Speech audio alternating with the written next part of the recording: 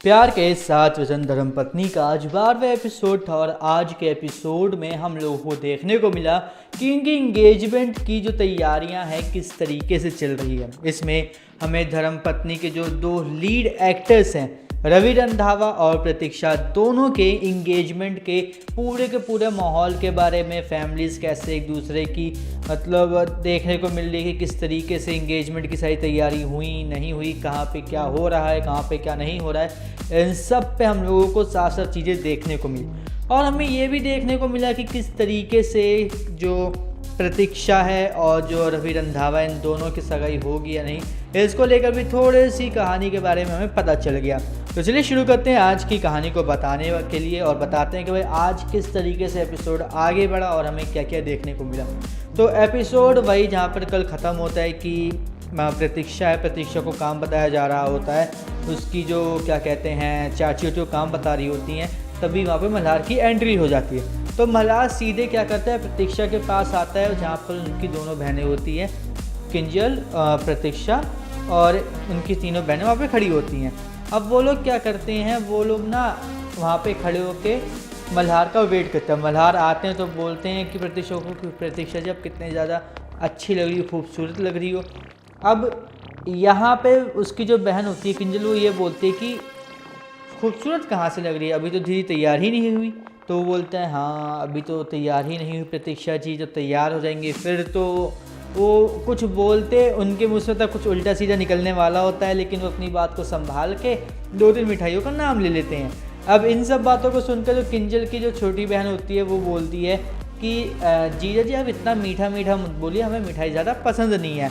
और वो बोलते हैं कि दीदी को कोई भी कॉम्प्लीमेंट देने से पहले बॉलीवुड की 3-4 अच्छी सी रोमांटिक मूवी देख लीजिए, उनके डायलॉग रट्टा मार लीजिए और फिर आके हमारी दीदी को आप अगर कॉम्प्लीमेंट देंगे तो दीजिएगा, वरना तब तक आप कुछ भी मत बोलिएगा। और ये बात बोलकर वो लोग प्रतीक्षा को लेकर वहाँ से चली जाती हैं। अब मल्हार बोलता है लगता है शर्मा आ गई प्रतीक्षा जी, और जैसे ही टर्न करता है उसको उनका एक दोस्त दिखाई देता है मल्हार को। अब मल्हार का जो दोस्त होता है वो ये मतलब वहाँ पे आता है, जैसे ही वो आता है मल्हार बोलता है कि तू यहाँ पे क्या करेगा, किसी ने देख लिया तो बवाल मच जाएगा। तुरंत हमें वो दिखाया जाता है सीन कि किस तरीके से रवि और जो कीर्ति हैं वहाँ पे पूरी अरेंजमेंट कर रहे होते हैं, लेकिन वहाँ पे कीर्ति क्या होता है अपने पेरेंट्स से बोलते हैं कि मुझे एनजीओ जाना कुछ काम है, तो उसके पेरेंट्स मना कर देते हैं। लेकिन यहाँ पर रवि ये बोलता है कि जो कीर्ति के लिए हम लोग रिंग लेकर आए थे वो छोटी पड़ रही है, तो उसके लिए उसको ना हम लोग ठीक करवाने के लिए जा रहे हैं, और साथ में मुझे ऑफिस में थोड़ा बहुत काम भी है और कीर्ति को भी एनजीओ जाना है, तो हम लोग वहीं से वहीं हो लेंगे और एक साथ आ जाएंगे।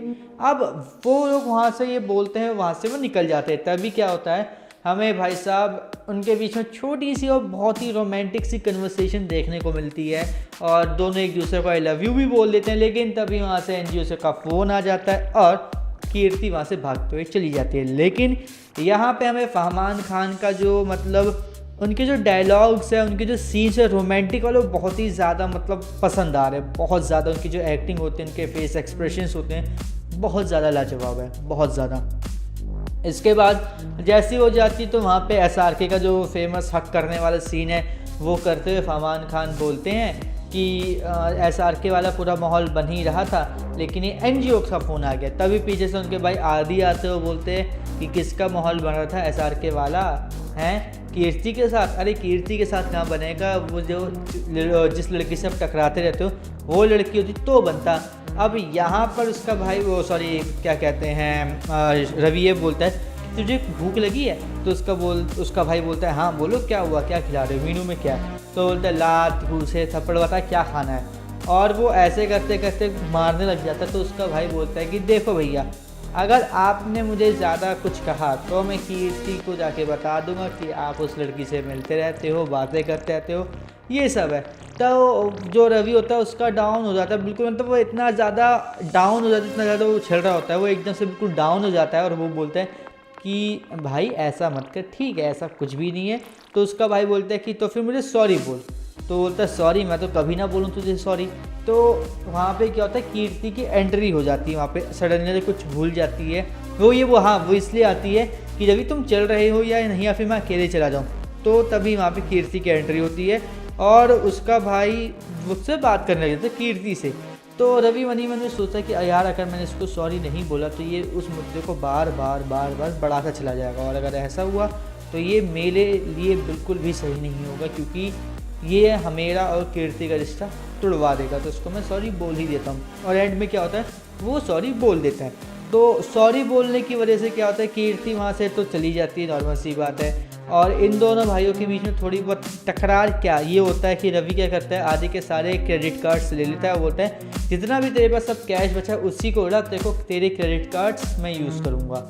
और वो वहाँ से चला जाता है। आदि बोलता है यार ये तो गलत बात है, बहुत ज़्यादा चीटिंग है, तुमने मुझे एक बार सॉरी बोला है, मैं तुम्हें 2 बार सॉरी बोल दूँगा, तुम मेरे क्रेडिट कार्ड्स दे दो। उसके बाद हमें दिखाया जाता है कि मल्हार अपने उस दोस्त को बोलते कि यार देख तू यहाँ पे क्यों आया, अगर किसी ने पहचान लिया कि हम लोगों ने ही प्रतीक्षा को किडनैपिंग के लिए पूरा प्लान बनाया तो सारा का सारा मामला बिगड़ जाएगा। तो वो बोलते हैं कि अरे यार हम लोगों ने जो प्लानिंग की थी वो तो हुई कहाँ, प्रतीक्षा को तो किसी और ने किडनैप कर लिया था, तो मुझे कैसे कोई पहचानेगा। फिर उसके बाद कहते हैं वहाँ पर एक ठाकुर बंदे की बात होती है कि ठाकुर बॉस है यहाँ का, ठाकुर का अगर नाम ले लिया जाएगा तो मतलब कुछ भी काम हो सकता है, सिर्फ उसका नाम लेने सब लोग घबराते हैं, डरते हैं। तो ये सब चीज़ें लेकर बहुत ज़्यादा मतलब अलग सा ही हाइप बनी हुई थी ठाकुर नाम को लेकर। लेकिन ठाकुर का नाम तो चल रहा है वो ठीक है, लेकिन ठाकुर के साथ साथ ना एक और कैरेक्टर इसमें चल रहा है, वो है रघु, जिसके बारे में मैंने कल के एपिसोड में भी आपको बताया था कि वो दिखा और कीर्ति उसके पीछे भागी। तो ये रघु और ये ठाकुर एक दूसरे से मेरे ख्याल से कनेक्टेड है। अब वो ये बात कर ही रहे होते हैं, तभी हमें दिखा दिया जाता है कि भाई जो रवि है, रवि के घर में पूरी की पूरी तैयारियां हो चुकी हैं, सब लोग तैयार है। रवि के जो मतलब कीर्ति के जो मम्मी पापा है, रवि के सास ससुर हैं, वो ये बोलते हैं कि कीर्ति की अम्मी ये बोलती है उसके पापा से कि हमारी बेटी कहाँ है, फ़ोन करके पूछो कब आएगी वो। तो उसके पापा फ़ोन करते हैं, वो फ़ोन नहीं उठाती क्योंकि कीर्ति एक जाम में फंस जाती है, और इस जाम में फंसने की वजह से वो बहुत ज़्यादा लेट होती है। तो बोलती है अगर मैं उठाऊंगी तो मेरे पापा बहुत ज़्यादा डांटेंगे, तो मैं इसलिए फ़ोन ही नहीं उठाऊंगी। तो तभी क्या होता है, वहाँ पे रवि आता है, तो रवि को बोलते हैं उसके ससुर जी कि आप एक बार फ़ोन कीजिए, ठीक है, आपका फ़ोन वो तुरंत उठा लेगी, लेकिन हमारा फ़ोन वो नहीं उठाएंगी, तो इसलिए आप उनसे फ़ोन करके पूछिए कि वो कहाँ पर हैं और कब तक आएंगी। तो रवि फिर फ़ोन करके पूछता है कि कहाँ पर हो, कब तक आओगी। तो वो बोलती है कि मैं जाम में फंस गई थी और 5-10 मिनट की बात है मैक्सिमम, में फिर घर आ जाऊँगी। तो इसी बात को फिर रवि से पूछते हैं कीर्ति के मम्मी पापा, और वो बता देता है। अब हमें क्या होता है, अब हमें दूसरे फ्रेम में दिखाया जाता है कि प्रतीक्षा तैयार हो चुकी है, लेकिन उसकी बहनों के बीच में ये बातें हो रही होती है कि क्या नाम है, कि वो अपनी मम्मी की तरीके लग रही है। लेकिन तभी किंजल होती है, वो ये बोलते कि सब कुछ अच्छा लग रहा है सिवाय ड्रेस के। अब ड्रेस अच्छी लग रही है नहीं लग रही, पता नहीं इस डायलॉग का क्या मतलब था, लेकिन ये बिल्कुल बकवास बेमतलब का डायलॉग था। इस डायलॉग का कहीं पर भी कोई भी यूज़ नहीं था, इसका कोई मतलब बनता है। अब हमें उसके बाद क्या दिखाई देता है कि उसकी चाची आती है, वो तीनों बहनें एक दूसरे को हक करके रो रही होती हैं।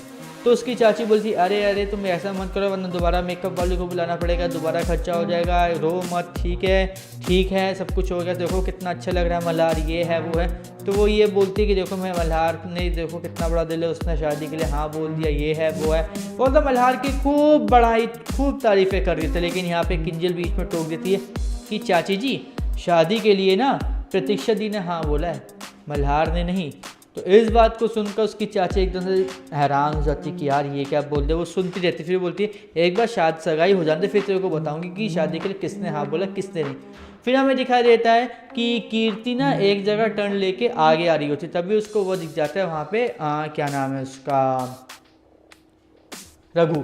और रघु को देखने की वजह से वो उसके पीछे पीछे एक शादी में घुस जाते हैं। अब वो शादी होती है प्रतीक्षा की और मल्हार की। अब रघु शादी में घुस गया और रघु के पीछे पीछे कीर्ति भी घुस गई। अब रघु को देखते ही मल्हार उसके दोस्त की हवाइयाँ उड़ जाती हैं। हवाइयाँ इसलिए उड़ती है क्योंकि वो चाहते थे कि जो ठाकुर या फिर उनके जो जितने भी लोग उसमें से कोई भी इस शादी में ना आए, लेकिन रघु आ गया। अब रघु के आते एकदम से मल्हार जो उसका दोस्त वो सकपका जाता है कि आखिर ये क्या हो गया, ये लोग कहाँ से आ गए, ये सब चीज़ें। अब इन सब चीज़ों को देख कर मल्हार किसी न किसी तरीके से सब चीज़ें कर लेता है कंट्रोल, और वो वहाँ से हट जाता है।